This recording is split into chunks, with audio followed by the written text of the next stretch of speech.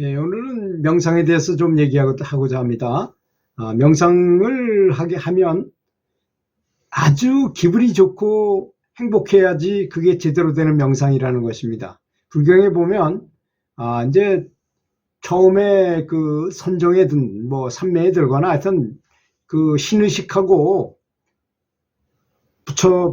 부처님하고 이렇게 연결된 의식을 이렇게 의식적으로 연결이 되면 환희지가 나타난다래요. 제일 먼저 느껴지는 것이. 그래야만 그것이 이제 그 명상에 입문하는 거죠. 그것이야말로.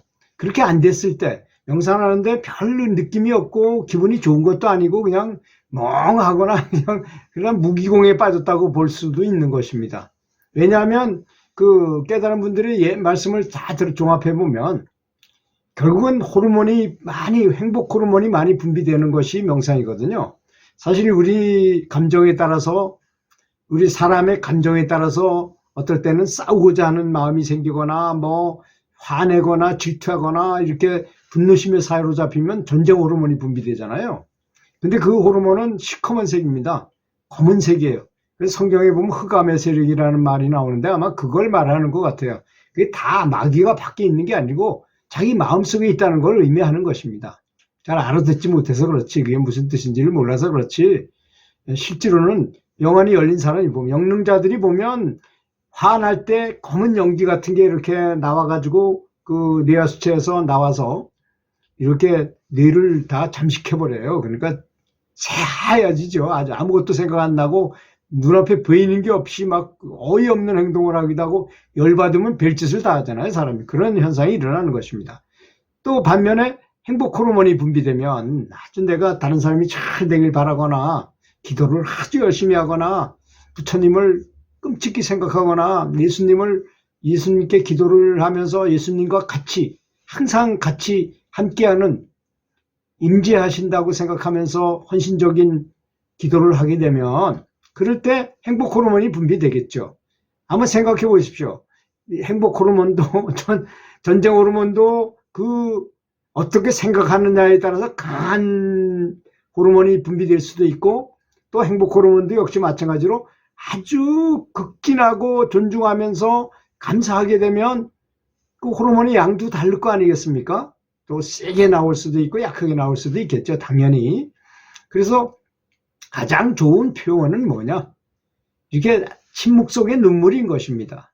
아무 소리도 안 하고 아무것도 안 했는데 그 신의식과 연결된 상태에서는 그 속에 뇌하수체에서 행복 호르몬이 펑펑 분비되면 저절로 눈물까지 흐르는 게 같이 돼 있어요. 그렇게 같이 분비되게 돼 있는 것입니다.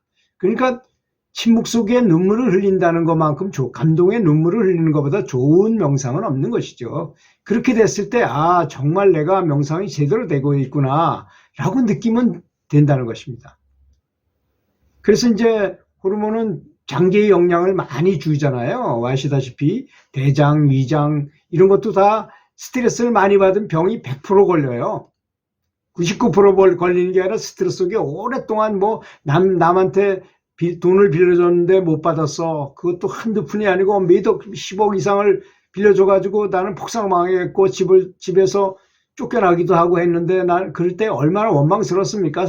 근데 원망을 해봐야 자기만 손해인 거예요. 스트레스 받으면 받을수록 자기 몸만 망가진다는 거죠. 그래서 나는 자연인이다 같은 데를 자주 보는데 보면은 IMF 시대에 빚을 엄청나게 져가지고 그걸 받지도 못하고 가만히 보니까 그러다 병이 터썩 났어요.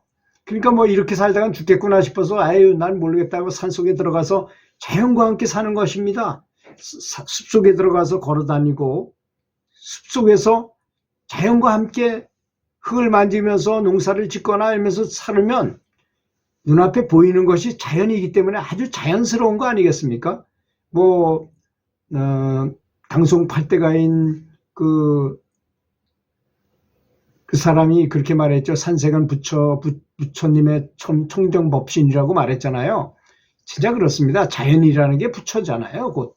그래서 그걸 계속 이렇게 자연과 함께 하다 보니 그 시름을 다 잊어버리니까 병도 낫고 몸도 튼튼해져요. 마음이 편하더라 이거야. 그러니까 이거 돈 10억 없어도 살겠더라 이런 이런 기분이 들더라는 것입니다.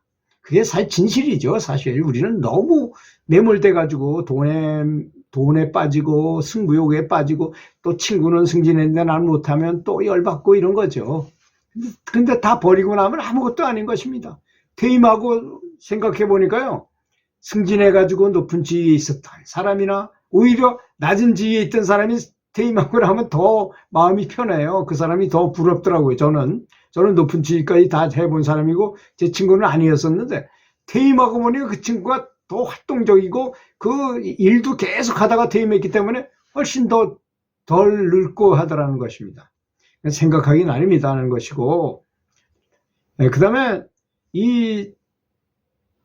여기다 집중하고 리서치에다 집중하면 이것이 영적인 최고의 중추잖아요. 영적 센터 중에서는 제일 높은 센터인 것입니다.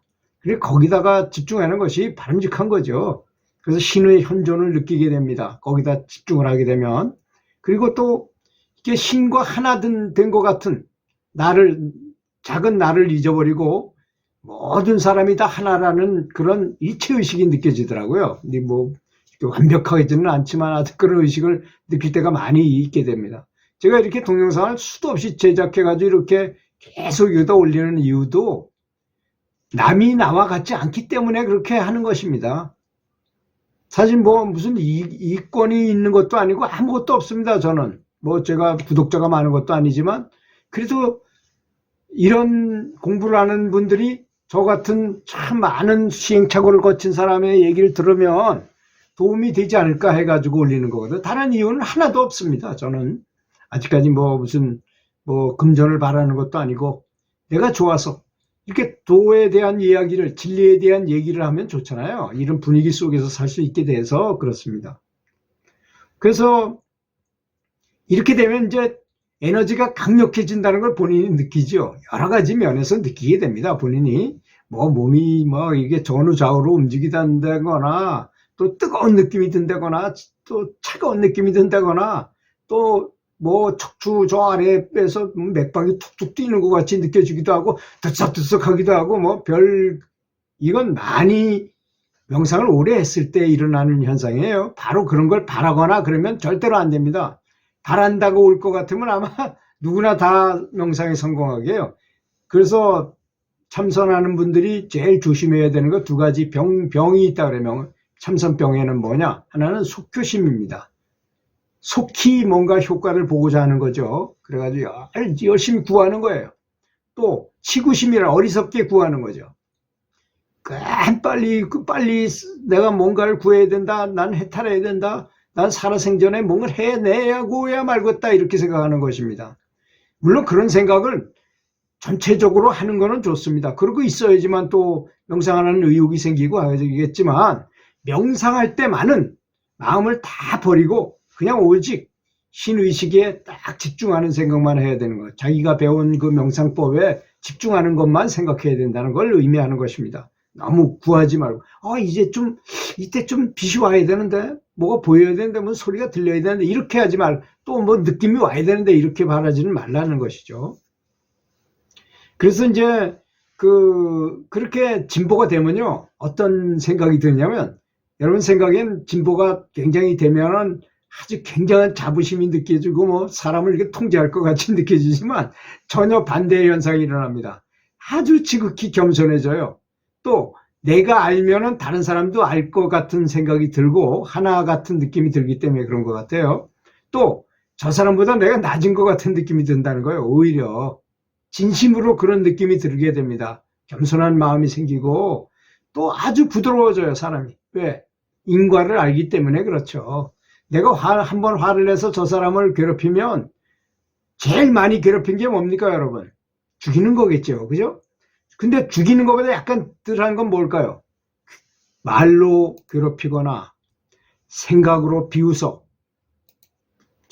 아주 비웃어 또는 뒤에서 험담을 해 또 아주 멸시하는 눈빛을 보내 그런 건 생각으로 하는 거잖아요. 생각으로 이런 것도 큰 살생과 비슷한 것입니다. 물론 행동으로 뭐 패거나 뭐 죽이거나 칼로 휘두르거나 이런 건 더 나쁘겠지만 이런 것들이 다 그런 데 들어간다는 라는 것입니다. 이런 것을 굉장히 조심해야만, 그렇게 해야만 되게 돼 있기 때문에 이런 걸 다 아는 사람이 화낼 리가 있겠습니까? 또 가만히 생각해봐요. 아무리 급한 어려운 일이다. 내 10억을 내 돈을 떼어먹었다 해도 내가 아무런 영향을 안 받아. 그거 뭐 돈, 그래. 그거보다는 내 생명이 더 중요하고 내가 돈 없이 진리를 깨닫는 게 더 낫겠다. 그래, 너 잘 먹고 떨어져라 하고 나는 산속에 들어가 나가 전혀 그런 사람들 만나지 않고 그냥 명상을 열심히 하거나 참선을 하는 것입니다. 그런 것도 바로 인내고 온유함이 아니겠습니까? 여러분, 사랑이 아니겠습니까? 사랑이 멀리 있는 것이 아니고 우리가 생활할 때 그렇게 느껴야 된다는 것입니다. 그래서 거기 이제 그 뇌수체하고 송과체라는 것은 바로 거기 부근에 같이 붙어 있어요. 뇌 속에, 이 속에 보면 빈 공간이 있잖아요. 그걸 간뇌라고 말하죠. 그 속에 이제 새끼손가락처럼 이렇게 생긴 뇌수체가 있고, 그 바로 위에 솔방울처럼 생긴 게 하나 있어요. 그걸 송과체라고 말합니다. 그게 이제 신의식센터라고 말하죠. 그게 이제 뇌수체건 송과체건 그 부위에다가 집중을 하게 되면 알아서 어떤 게 먼저 활성화가 딱 되면 지혜의 창고가 열립니다. 지혜의 창고가 열리면 성견지명이 생긴다거나 예언의 능력이 생긴 거거나 또는 전생을 다 알게 되는 숙명통 같은 걸 하게 된다는 것입니다. 그렇게 되면 굉장히 편리하죠. 뭐 사물에 대한 이치를 보면 다 알게 되고 하니까. 그리고 이 빛이 생겨나게 되는데요. 이 빛이 우리 몸과 영혼과 마음을, 이 세 가지를, 이 신체도 정화하고 영혼도 정화하고 마음도 정화한다는 것입니다. 카르마를 다 정화하게 되는 것이죠. 그 빛이.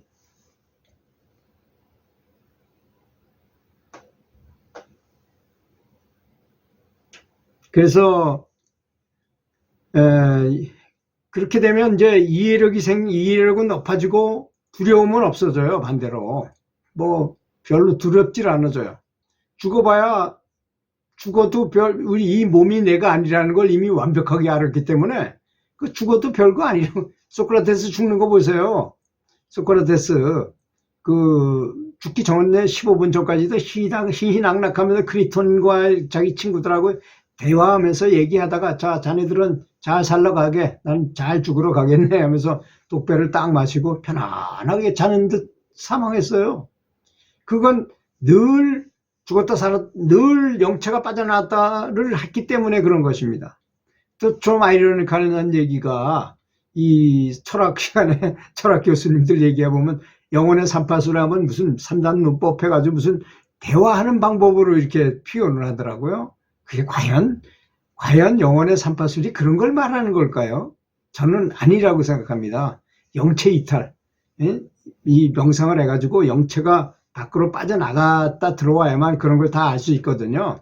그런 걸 말하는 것이지, 그 단순히 뭐 대화로 통해서 저 사람을 이해시키고 그런 방법은 아니라고 생각합니다. 그런 걸 이제 소크라테스가 플라톤과 그 여러 명의 제자들한테 가르쳤던 거죠. 근데 뭐 플라톤만큼 열심히 끝까지 스승이 하라는 걸 다 하지 않았기 때문에 다른 사람은 큰 깨달음이 없었던 것 같고, 플라톤은 그래도 큰 깨달음을 얻어서 굉장히 높은 경지의 학문도 이루고 도도 이뤘던 것 같아요. 그리고 이렇게 영적인 에너지를 이 뇌하수체 부근에다가 모으게 되면, 이제 보통 제3의 눈이라고 그러잖아요. 여기를 지혜안이라고도 하고 해안이라고도 말하고, 부처님도 늘 여기를 말씀하신 것입니다. 그래서 백호 광명이라든지 이렇게 말씀이 다 여기인데 다 잘못해서 법륜을 굴린다. 여러분, 법륜을 굴린다는 말이 무슨 뜻이겠습니까? 불경에 그런 말이 나와요. 법륜을 굴린다. 법륜이라는 게, 여기를 이제 영안이 열린 사람이 보면 빛의 바퀴처럼 보이거든요. 빛바퀴처럼. 그래서 그게 돌아가는 것처럼 보이기 때문에 그걸 법륜을 굴린다고 말한 것입니다. 근데 부처님도 지혜 안에 집중해가지고 큰 깨달음을 얻으셨기 때문에 그렇게 말씀하신 건데 그 말을 못 알아들으니까 법률을 굴린다는 게 무슨 뜻인가 잘 모르는 분도 많이 있으리라고 이렇게 예상이 되더라고요. 제가 볼 때는. 그래서 이러면 사랑이 아주 굉장히 고양이 됩니다. 아주 사랑이 많은 사람이 되는 거죠. 그래서 결국에는 큰 깨달음을 얻게 되는데요. 깨달음을 얻게 되면 뭐 그 뒤에 표는 얘기할 필요가 없잖아요. 여러분들이 너무나 잘 알고 많이 또 보기도 하고 또 서적을 통해서도 봤을 것이고 했기 때문에 그 부분은 생략하겠습니다. 그 과정까지가 지금까지가 내가 어떻게 수행을 해야 되는가가 중요한 거기 때문에 그것까지 말씀드렸습니다. 감사합니다.